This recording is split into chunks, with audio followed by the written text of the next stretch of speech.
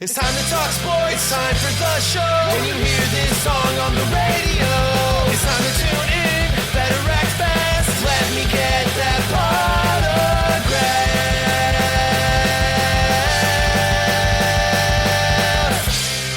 Potograph, Sports Talk Radio. Starting now. Let's go! What's up, everybody, and welcome to episode 137 of Let Me Get That Autograph. As always, my name is Drew, or the DH, and joining me, as always, my awesome co-host, Mr. Scott Rappaport. Scotty boy, how's it doing today? Oh, we're doing great, Drew. You know, we're recording on President's Day, and aside from having to deal with the kids at home, to start this week's episode off, I figured I would give you my favorite fact about one of my favorite presidents. Number 16, Abraham Lincoln. And that fact is he was a good old man. And I'm just going to leave it at that. There you go.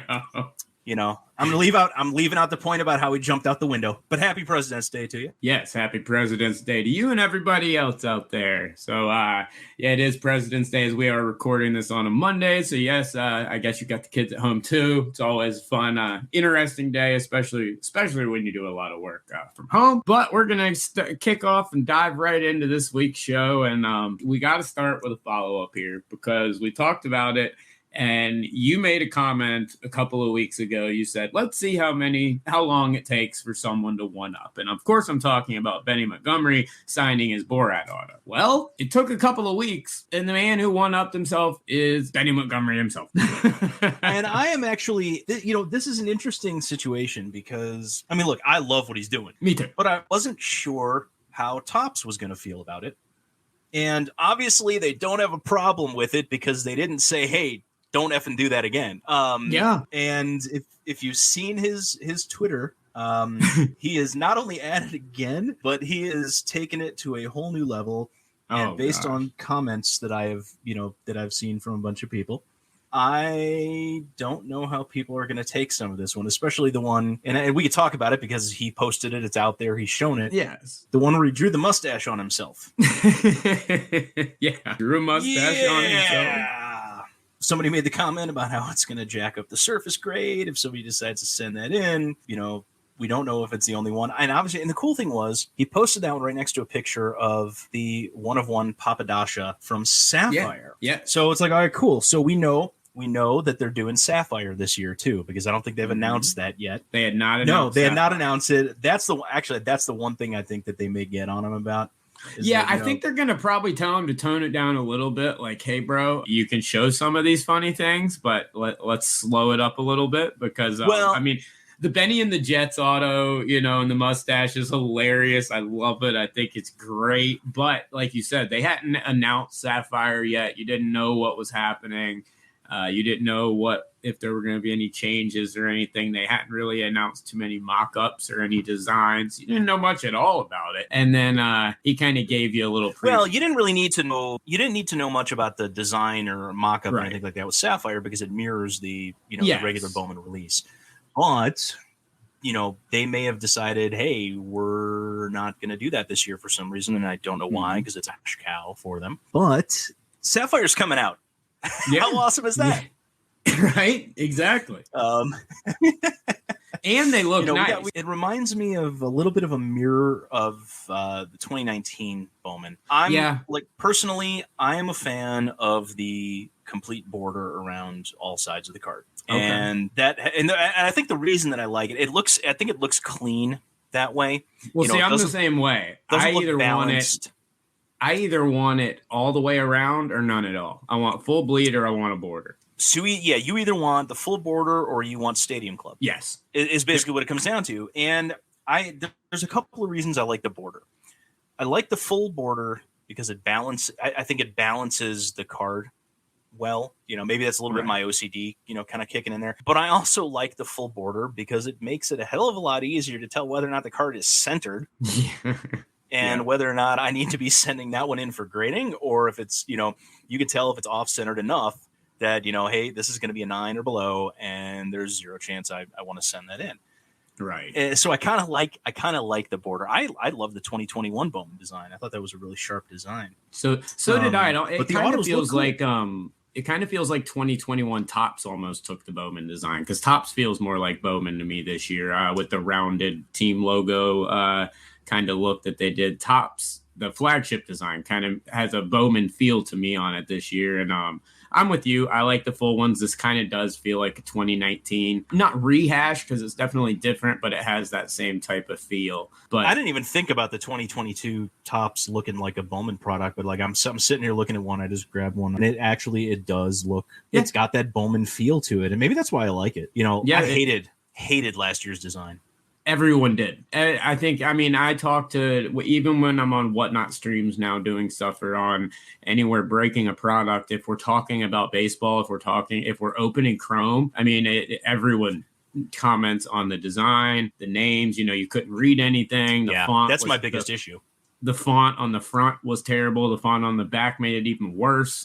Last year was really, really rough. But this year, they did, and that might be exactly why you like it. But I thought, my first look when I saw the Top Series 1 design was, wow, this looks really like a Bowman design. And it was something different for Topps, and I liked it. And, it was cool to finally get to see the Bowman Chromes, and nice to know that we're getting Sapphire, getting back to what we were talking about. I got a couple of comments when I posted the Benny and the Jets one as one of his autos that he messed up on. He put Benny and the Jets and drew a jet and it was incredible. The dude made a piece of artwork on his little signature area. It was pretty impressive how much he was able to draw in there. And the whole reason he did that was because he put an apostrophe somewhere that he wasn't supposed to, which I thought. But it was all it was. He could have left the apostrophe. There's nothing wrong with that. But he realized that it was grammatically incorrect. Yeah, and that's the part that gets me. Is like, okay, it's grammatically incorrect, but the apostrophe had nothing to do with his name. I know. He was just drawing some pictures. It's like, all right. He's, I don't want to call the guy a grammar Nazi, but I got a feeling he might be one of those guys that will, sit there and correct your use of there, or there. Yes. No, absolutely. Sell, sale, sold, all that. Like that. Right. He'd be in that comment section. But, I got some comments on this dude that people disliking it. I think it's cool, but I kind of understand what they're saying, and I love it, and I think it's fun, but I want it to be rare. I don't want this to be, I hope this isn't a constant thing I hope there's not a ton of these. I don't want to see 15 different purples with different things. I don't want to see a ton of greens and all this. I want them to be, if you're going to do it how you did your original when you screwed up, or when you did the Borat one just for fun. The one-offs like that, like when Dale Earnhardt had his little girl sign the card too when she was a baby. Stuff like that truly makes them cool. Unique and different. That's what I want to see. Yeah. So this was a green. It was out of 99. It looks like the Sapphire, the Papadasha. Can we just call it pink ice? Right? I know it's a Panini thing, but seriously. What, dude? Seriously, Papadasha? What the hell is that? But it's a real word. I looked it up. I wanted to know if they were making shit up like Panini does with their names for Unparalleled, where they just make up words. It is a real color and a real emerald. Wait, it's an actual stone too? Yeah. Oh wow. Okay. I thought. I thought it was just like I thought it was a. I didn't realize it's a stone or a color. I guess that makes sense why they use it with Sapphire. What they need to do is. They really just need to do a black 1 of 1 like they normally do and just call it the Snoop. There you go. Throwing out, speaking of stoned. Yes. We'll talk exactly. about, I think after we recorded, all the people came out and started talking about, hey, so somebody saw Snoop smoking a joint before the halftime show. I think the bigger surprise. Shit. Yeah, the bigger surprise would be if he wasn't smoking a joint. I was about to say, I'm surprised he wasn't smoking it during the show. Screw before. Yeah, I think NBC would have had a problem with that. Man. Give it a couple years. I want to see him and Martha Stewart passing around a blunt. Yeah, just once. I'd love to see it. Love to see it because she's sitting there, back in her house, smoking. At 100, 100%. And I want it to be on one of those. What's that show where they eat the hot wings? Where it's just a black background. It's just the two of them hanging out, passing the joint back and forth. Oh, the dude shows up on the Tonight Show every once in a while. Yeah, exactly. That's what I want. With a couple of random celebrities and things like that. But I think that would be kind of cool. Right, but anyway, back to Benny. Yes, I like it. I really do. Yeah. I think it's and hopefully. you're right. Hopefully, maybe he does one. There's one purple. Like one of each of the higher numbered colors that has the mistake that he corrects. And does something crazy with. Hopefully he's not doing it with like the golds and the. Well, actually, for 2022, does it really matter? Because it's his first auto. Yeah, I know. That would have been in 2021 draft. So, from a value standpoint, I think making stuff a little bit more creative. So I don't know, maybe for this one, I would say do a couple of additional ones. I would have been really, I'd be really mad if like they were all like that out of 2021. But 2022, it's a second prospect auto. It's not that big of a deal as long as he leaves like the reds and the super and all that kind of stuff, alone and just has a regular signature on it. Like you said on the original episode, which the super has been pulled, and he did, and that signature was beautiful. He made sure that 1 of 1 was perfect. And he did the same thing with that Papadasha from 2022 Sapphire. That's why I like it. He's having fun with it, but the ones he knows that are valuable. He obviously understands this hobby, and he wouldn't have done it again. If he had gotten a million negative comments. So obviously people liked it because he still shared it and decided to share it on his own. This wasn't a reply to anything like that. This was just him having more fun. As it seems, he's entering into he's getting into this card signing and getting into cards quite a bit. It seems through all of this, and I love it's because he hasn't signed enough autographs to be sick of it yet. Yeah, give it another year or two when he's signing, tens of thousands at a time, and he's going to get an inscription request on every single auto he goes from everywhere from now on. And sorry, Benny, you just opened up the door to something you might not have expected there. But some really cool stuff there with Bowman. And, I mentioned Series 1 earlier, and Series 1 dropped this week. Drew, I'd like to report a theft. And this will be one that's not going to get prosecuted because, something to do with those guys in California and the craziness that's out there. But I want to report a theft. Sure. With Series 1 away. So I actually ripped a blaster box and a card that originally was an unannounced parallel, even though it's on the pack. The pack odds are on there. It's called the Hometown Advantage. Yes. And I'll be damned, when I first took a look at it, I thought there might have been an issue with the printer and someone put downtown in there. Yes. Because they look exactly like something that would be in a Panini downtown. And I made a comment out there, in a couple of the rooms, and some of the comments that I got back, obviously everybody's agreeing that, they look like downtowns. And they even took a couple, I pulled the Tatis. There were a couple of guys that put a side by side with a Bryce Harper, that, that Hometown Advantage and the Panini downtown that he had in one of the products last year. Yep. And wow. Those could be identical cards. Put the Aaron Judges next to each other. Take it. Yes. They literally replaced the Statue of Liberty with buildings, and the rest of it looks almost identical. It's mind blowing to me how similar these were, and that Topps thought, who in the world? Topps is a smart company for the most part, and they make some good decisions. But who in the world thought this was a good idea? I mean, a super short print, unannounced chase card, awesome idea. Well, here's the thing about the print run. Hold on. Here's the thing about the print run. According to the pack odds, 1 in 288 packs, I think, which makes it 1 per case. Okay. Now, retail, it's a little bit less. Well, it's actually the same pack odds in retail as it is in hobby. Wow. So it's a case hit, but because they've printed so much of this product, is it really that short? Well, I mean, that's the same thing. And that's why, people chase after some of the Donruss. I go to football and you look at the Kabooms. People chase after the ones in Donruss, but then they're always going to wait for the ones that are in Optic. They're going to wait for the stuff later down the line. They're going to wait for the other parallels on the Optichrome technology. But even stuff, I harken back to the Kabooms. I think they could hold value. And I think Topps had an opportunity here, I think, to really make something that would make people want to chase after Series 1 outside of the flagship rookies and really do something cool. And that's why it's so shocking to me that they're going to go to all these lengths to put a product in like that. And you're literally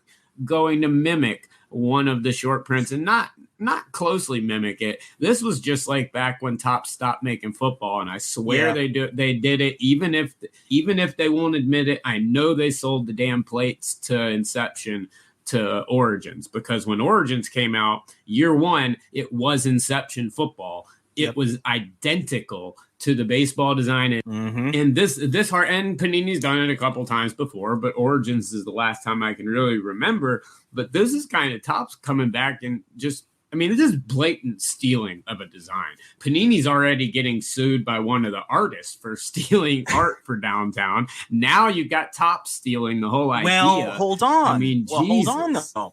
It's very possible, and I have not done the research on this. It's very possible they are using the exact same artist, and it's legit. Now, somebody did make a comment that the Topps, we'll call it the Topps version, it's licensed. There's team logos. The Tatis that I pulled, he's wearing that giant, chain with the big old San Diego logo, medallion down at the bottom. And I think that might actually, from a baseball standpoint, I think that's going to make these potentially more desirable than the Downtowns for baseball. Oh, and they people will still for love the Downtowns. Yeah, people still love the Downtowns. Yes. And it does kind of set the precedent that, even if Fanatics does not wind up buying Panini or buying the intellectual property from Panini, that they may still stick around and do some sort of design when they get the football and the basketball licenses, in a couple of years, because also shows they have no problem taking any of those designs if they can't buy them and just using them. Well, but it's very possible. Like I said, like you had mentioned, the artist behind the Downtowns is suing Panini for one of them, the Chargers, or one of them, the guy in the Chargers logo, one of the backgrounds of a Chargers card. So not all of Downtowns, but for the Chargers card, they used a design of his in the background of it. Okay. But it is possible that, they're utilizing the same artists, to create these cards. Like, hey, will you, make a couple of subtle changes or whatever. So it's also possible that it's the artist, that's drawing these, that said, hey, well, we can kind of repurpose the majority of this, not have to do as much work, and still make the same amount of money selling the design to Topps. So now we've got these in Series 1, and now we've got the Downtowns. What effect do you think we see on the Downtowns? Because like you said, people in the baseball hobby, they enjoyed the Downtowns. They were one of the only unlicensed cards, really, outside of Color Blast and a couple other things, that really baseball collectors would be like, I'll put down some coin for that. Now we've got... It was the Downtowns and the Downtowns and the Kabooms. Now you've got a licensed version. That's a good question. What's going to happen? That's a very good question. Prior to this, you're right, there was no licensed version, but people love the Downtowns, they love the Kabooms, and I don't think it's really going to have an impact on the values of the ones that have already been released. Anything prior to 2022. Now, 2022 products, on the other hand, probably going to see a dip, in the demand, because now all of a sudden you have a very, very similar card that is licensed. And, I mean, personally, I will go after a card if I like the design, I like the player, the scarcity, whatever the case is. I don't care so much about whether or not the team logo is on there or not, but there's a lot of people within the industry that do. Oh, yeah. Now, I won't pay as much for a Prism baseball card as I would for a Topps Chrome, but there are a lot of people that won't touch the product, period. Oh, yeah. But we're still looking for, we're still willing to pick up Kabooms and Downtowns and, Color Blast and, but now I don't know. Yeah. I don't see. But like I said, I don't see it as a drop in value for the 2021 and prior years. Yeah.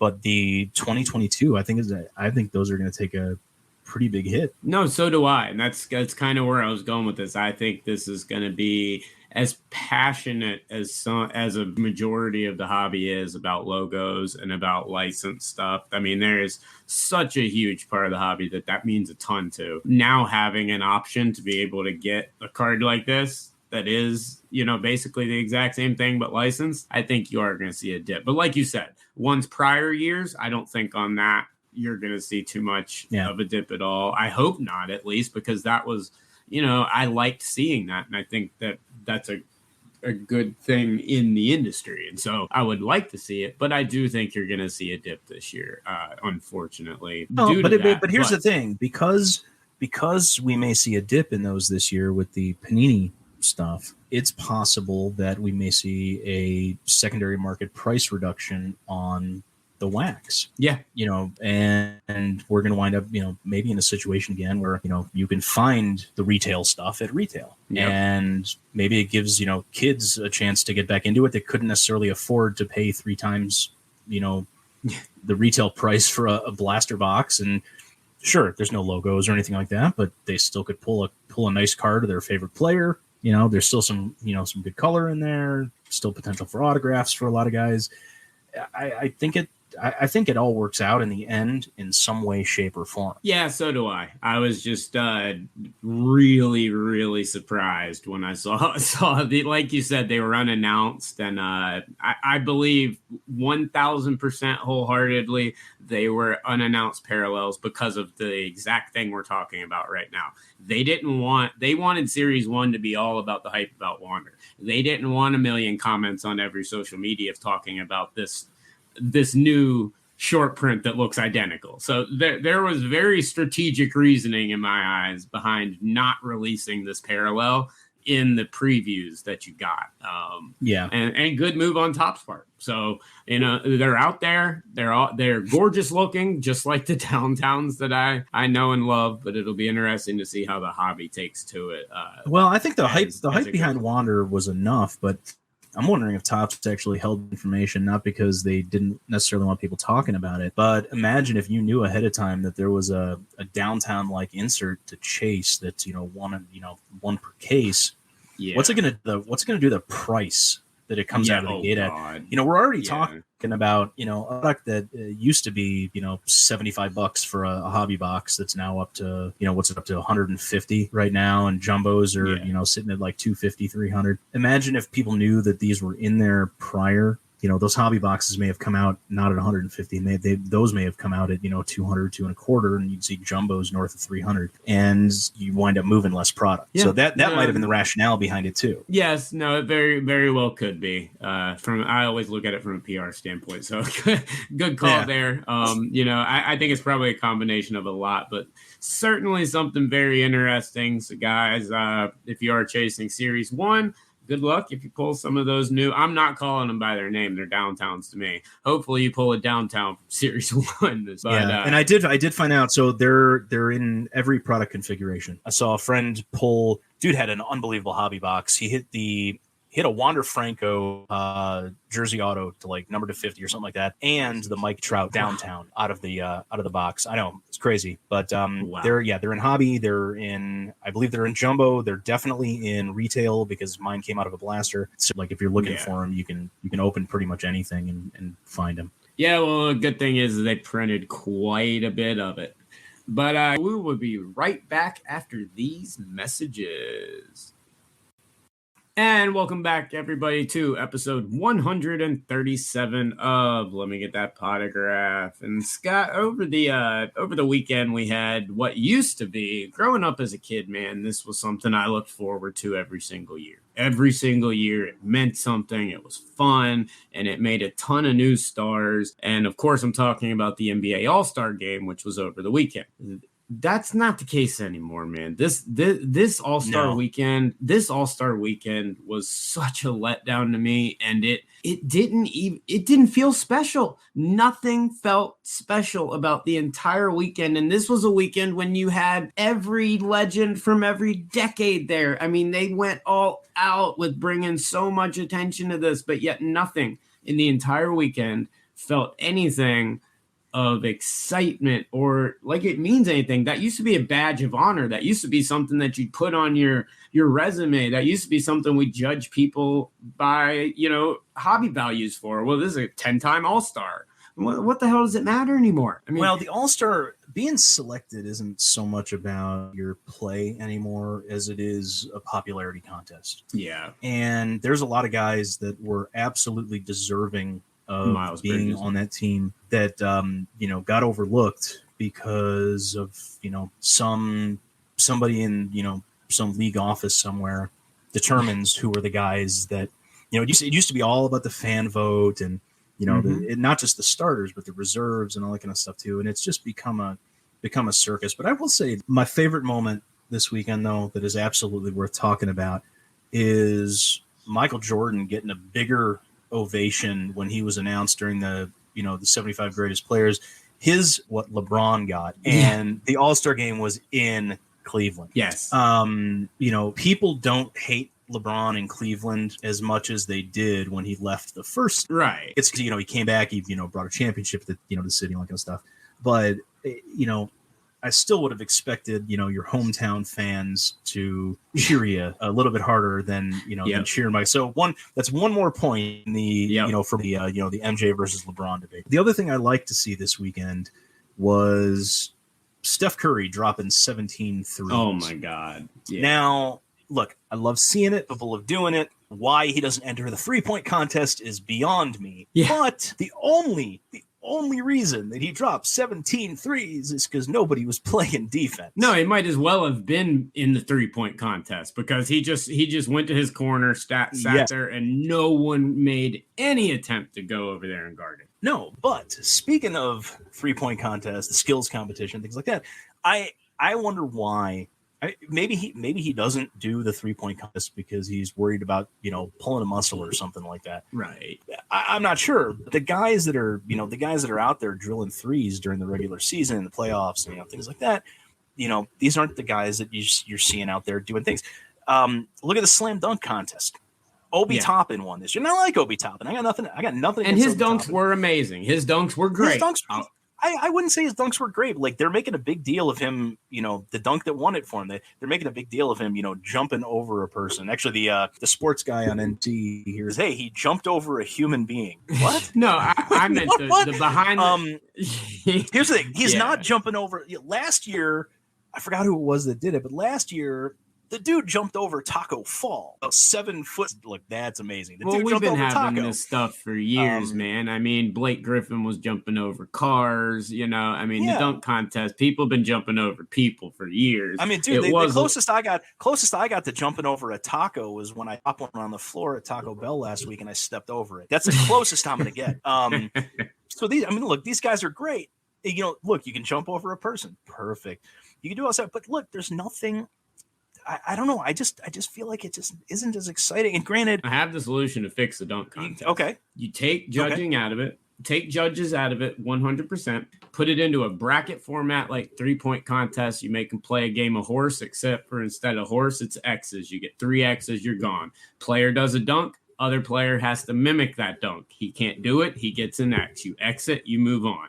That puts strategy into it. If you can give some type of incentive to get some players who actually give a shit about the play in it, maybe they actually want to go up against each other and see who can do the best of the best. And a lot of these big stars aren't going out because they're like, dude, I'm not going to risk injury trying to do some insane dunk for, absolutely nothing. And I will say, maybe this puts some excitement into it. Well, of the events of the skills competition, the slam dunk contest is the one that's the highest risk from an injury standpoint. So I kind of understand, why people wouldn't want to do that one. The All-Star game, Giannis was playing a little D last night. Yeah, he was. I give him credit for that. He was playing a little bit of. Now it wasn't full on regular game D. No, but nobody else was even trying. Oh God, no! They literally would just put their arm out and just hold it out, and that's really what I was, what I wanted to talk about here was that it really used to in the hobby. I mean, I remember as a kid growing up and collecting, like the All-Star game used to make stars. Like it felt special and just everything about it. I got 2 words. I got 2 words for you, man. What's that? Spud Webb. Yes. Now, Spud Webb, I'm telling you, dude was an amazing player for somebody that smart. But that year he was in the slam dunk contest. Yep. That made him a legend. Exactly. And it's just not there. You're not going to see Obi Toppin, throw down and posterize somebody in a game. It's not going to happen. No. And this dunk contest isn't going to do anything in terms of collectability towards him. It has no effect.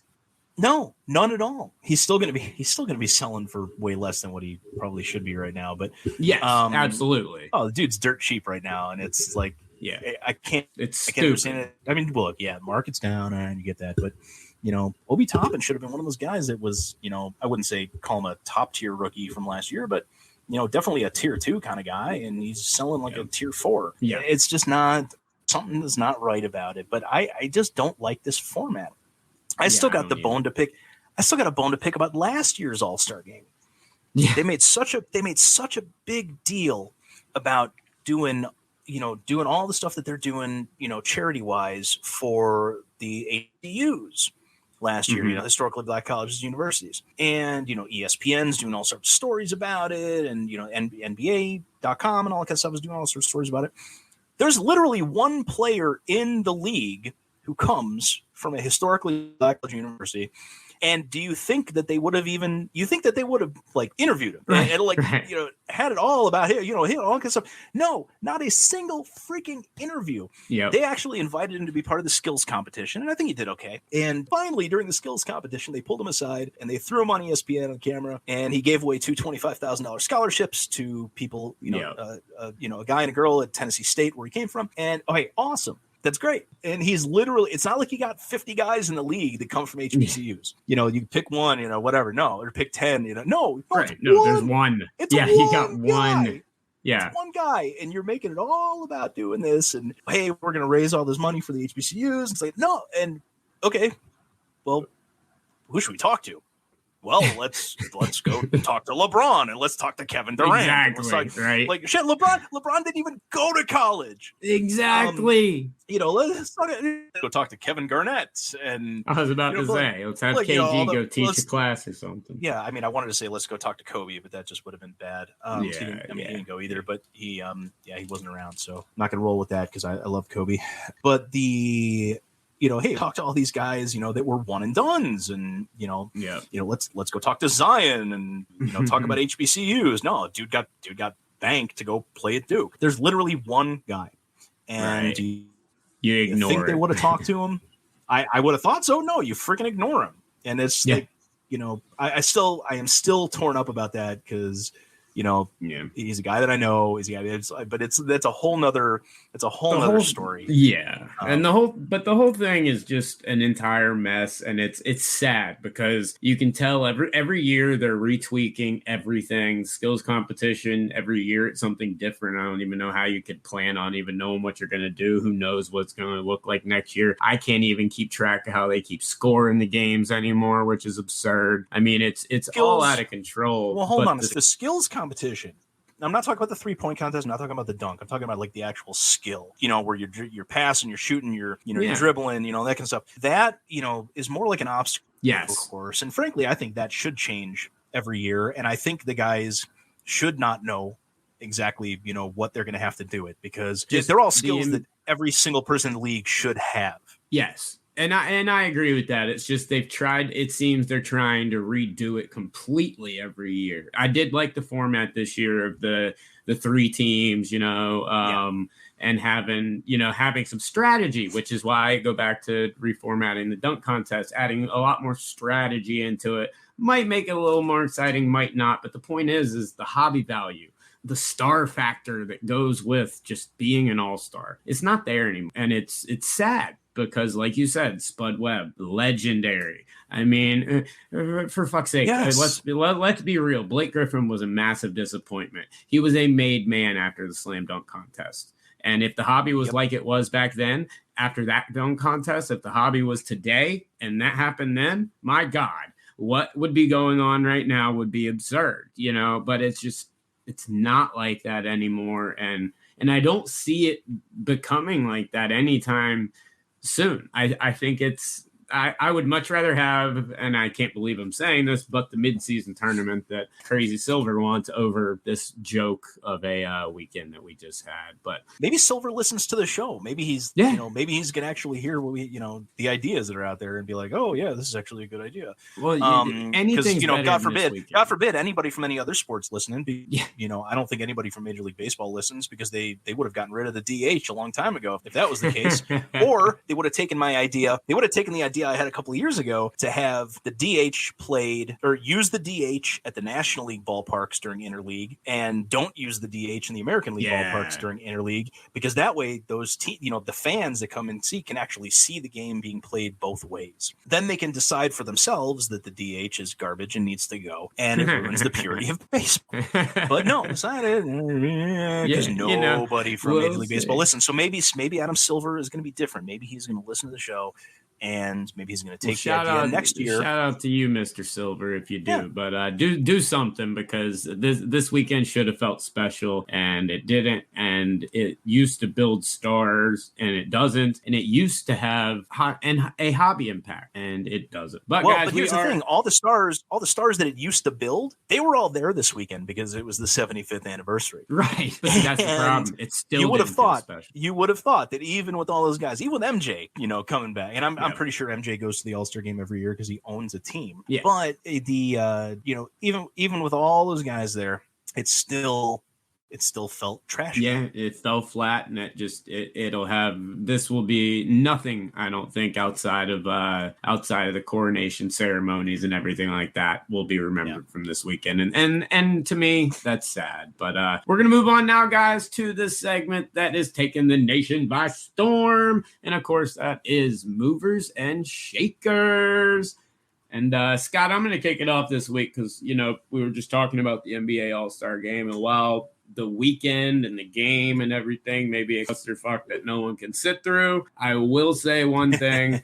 There was a man out there playing that I'm not going to say I saw anything that I didn't already know, but there was one guy out there that I think really showed out this weekend, and I hope got a lot more eyes on him. But he's someone that a lot of people need to be paying attention to in the hobby, and that was the hometown boy, Darius Garland. Darius Garland is absolutely incredible. Darius Garland can do everything. He can pass, he can shoot, he can play defense, he can shoot from three. The dude is a beast. He was out all the month of January. He's had injury issues. He's been banged up. That's really what's held his card value down the most, is being able to get on the court. But when he's on the court, the dude's averaging over 20 a game. He's shooting almost 50%, almost 40% from three. I mean, this kid can do it all. He showed it this weekend in skills contest and a couple other things. His accuracy, his demeanor, everything that I saw about Darius Garland this weekend shows me a future superstar. And I keep going back, man. I'm not a Cleveland fan. Look, I'm not a Cleveland fan at all. But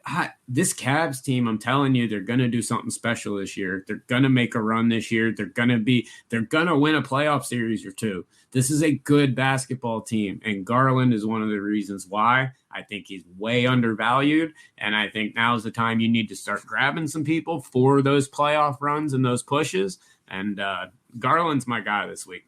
He's so undervalued, it's not even funny to me. I like that pick. I've actually been sitting on a lot of his stuff for the last couple of years. He was 1920 rookie class. Yes. And I've just been, waiting for the right time. Yeah. I haven't picked up anything new. A lot of it is stuff that, that I've ripped, but I've got a ton. And he's one of those guys that, he had a little bit of a, a little bit of a high moment from a selling standpoint. And, he fell back down, and you're right. It's injuries. And I think part of it is Cleveland. And, you're talking about a small market team, it's not the Lakers, even when the Lakers are, playing really, really bad, the guy, Lakers players and their cards still sell well because it's the Lakers. Yeah. They got a huge fan base. Same thing with the Knicks. The Knicks have done crap. Players, they still have a huge fan base, but it's Cleveland that we're dealing with. Yeah. And I hate Cleveland. And it's not that I really have any problem with the team. I hate Ohio State too. Right. And it's mainly because their fans. It's really their fans that I don't like. It's not the team itself. Right. And I think Cleveland is actually, with the trades they made, they, brought a couple of guys over from Indianapolis at the trade deadline that we talked about last week. They're positioning themselves to make a run. I think they're going to have a hard time getting through some of the other teams that are at the top, end of the East. They're going to have a hard time with Brooklyn. They're going to have a hard time with Philly. They're going to have a hard time with Chicago. Yeah. But I still see potential if they can finish in the top half. They'll probably win their first series. And Garland, I think, is definitely put himself in a position to be the leader on that team. And I think it was a good pick. Well, I made it. Yep. There we go. All right. So mine this week is actually going back we're gonna go back a couple of weeks. Okay. When we touched on NASCAR a little bit. Yeah. And I brought up 2 rookies to keep an eye on. One of them won a 500 yesterday. Yeah. And it's funny because, I used to be involved, with NASCAR, things like that. It's been like this forever since the inception. But the Daytona 500, the Super Bowl of racing, starts the season. Yeah. Everybody this is the biggest race of the year. No, go to football. The Super Bowl is the biggest game of the year. Right. And it's the end. It's the championship game. No, this is the one that starts the whole season. But if there's one race that anybody cares about winning, they will all tell you, I want to win the Daytona 500. Right. And Austin Cindric is one of the 2 rookies that we talked about a couple of weeks ago. Beat Bubba Wallace by, I think it was 0.36 seconds or something like that. I mean, it was really, it was a close finish. And I'm not a Bubba Wallace fan by any means. I do like the fact that he is driving for Michael Jordan, but I'm going with Austin Cindric this week. Okay. And even in the last 24 hours, again, today's Monday. We're recording on Monday. Daytona 500 was last night. In the last 24 hours, I've seen a massive jump in what, the limited amount of cards that he has out there is sold for. And I think this kid, he's the second youngest to win a Daytona 500. He's driving for a solid team. He's got a good crew chief. The crew itself is good. And the kid put himself in a position to, do some really great things as a rookie. So I'm really excited to see what's going to happen the rest of the year. But he's already qualified for the playoffs. Yeah, because that's how NASCAR works. You win a race, you're in the playoffs. And he even brought it up in the post-race interview last night, which is kind of fun. It's like, all right, we're in the playoffs. Like, we don't care. It doesn't matter what happens the rest of the season. We're in the playoffs. Yeah, we're in. Yeah. So my pick. There is, like I said, there's very little out there for this guy. Yeah. And that's why that's my main reason to agree with you on this pick. I don't know much about him. I'm learning a lot today and everything. As obviously a lot more is being written about him, and he's being covered a lot winning the Daytona 500. He'll do that. He seems like a great rookie, like you said, got a great team behind him, which we all know in NASCAR is essential. I think I see bright things from the kid, and the NASCAR market is strong. The NASCAR market is very strong, and I like that pick. It's a good pick for honestly, it's a good pick for anybody, any entry level. I mean, entry level to high end stuff. I mean, I think it's all great. You can get stuff out there for under $1. You can get stuff out there, for actually was looking at stuff. I did not see much in the 3-figure range. Yeah. Stuff numbered to 10 was selling for under $100. And I think that's, a couple more wins and stuff like that. And I think his odds to win the championship, I think he was like a 500 to 1 before yesterday. Mm-hmm. And as of this morning, he's sitting at 20 to 1. Wow. Okay. So it's a pretty significant jump. That right there shows you that the people that are making these lines and stuff saw quite a bit in him. So I like the pick. Yeah. It's an outside of the box, different one, something that not everybody's looking at, which is exactly what this section is for. Stuff to go after that's not blatantly obvious. And so that's a great pick. I love it. Like you said, limited stuff out there. The NASCAR season did just kick off, so he'll have much more throughout the year as there's a pretty awesome NASCAR schedule of products lined up. Yeah, they do not. They have one off week until November. They're running. It is the longest season in professional sports. Nice. And just kicked off yesterday. But speaking of that, this is a great segue into our next segment. Sure. Let's talk about the Daytona 500 itself. Absolutely. Now, I want to bring up this. So this is the first this is the first race. I'm not counting the clash at the LA Coliseum, which was actually really cool. This is the first race that they ran with the next generation car, which for those of you that don't know, they redesigned the cars. It is a completely different aerodynamic package, which did not really come into play during the clash because you're talking short track. Aerodynamics are not as important on the shorter track. It's more about horsepower and position and a little bit more, I mean, it's all about skill, but, it's a different type of skill. The Daytona 500, though, this is a track that demands the aerodynamic, that you have a firm grasp on the aerodynamic package of, the car. Right. And I think part of the reason that Cindric was able to come in and win this thing was because the drivers, all of them, the veterans, the rookies, it doesn't make a difference. they're all on relatively equal ground when it comes to the aero package on these new cars. So they all have, it doesn't make a difference. You could be Kyle Busch and have 18, 20 years, running at all levels, or you can be Austin Cindric and, have this be his, the first race of his rookie season. They all have the exact same amount of experience with this car and with this aerodynamic package. So it kind of puts them all on equal footing at this point. Yeah. And it was such a drastic change this year. And I think it was great racing.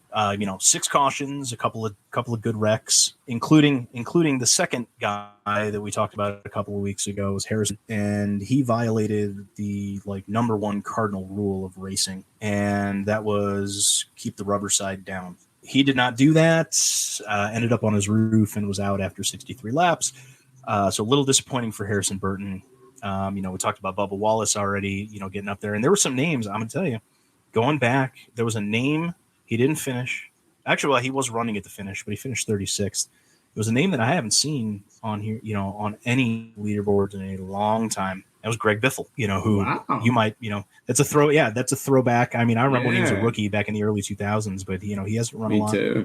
But he showed up there and finished 32nd, did a all right. But a lot of the big names didn't, the guys that you were counting on, the Kevin Harvicks, the Kyle Larsons, kind of going through the top 10 here. Biggest name, Kyle Busch finished 6th. Chase Elliott was 10th. For a hobby standpoint, that opens up the doors, I think, for the NASCAR market. Obviously is already thriving, in my opinion. But like you said, this putting everyone on equal playing ground, so to speak. And, that really is a drastic change. And I think you did see some results of that yesterday. Yeah. But I don't know. I can see this kind of almost jump starting the NASCAR hobby market a little bit more. And I think it might be a reason for it, because I think you're going to see a lot more excitement out of it with the new cars. A lot of new names, maybe. You might not see the Harvick and the Busch and everybody every single week up top. It might be a little more spread out. I like it. I think it's interesting. No, I agree. The changes obviously were made, and they say this every time they make a change to the car, but it's made to look more like the production models that you can go to your dealer and buy.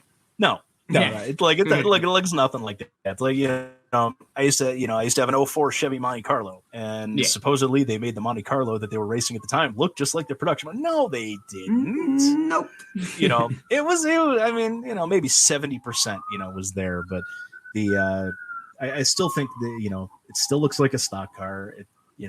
Stuff that's been on track. But, the biggest thing was that, they changed the lines on the car. They changed the size a little bit. And it has a massive effect on these large, especially what they refer to as, what they refer to as the restrictor plate tracks, Daytona and Talladega, the 2.5 mile, actually Talladega is 2.66. I'm curious to see how it's going to play when you get to the, the cookie cutter tracks, the mile and a half tri-ovals, and you get to Martinsville, which is more like a paperclip. Yeah. Or I think Bristol, which is actually one of my favorite tracks. Mm-hmm. I think that is going to be, probably not. Cause I was going to say it's going to be similar to the Coliseum, but the Clash of the Coliseum was flat. Bristol's got that 36-degree banking to it, and I think it's going to be completely different. But Martinsville is probably going to be very close to what we saw at the, out in LA, a couple weeks ago.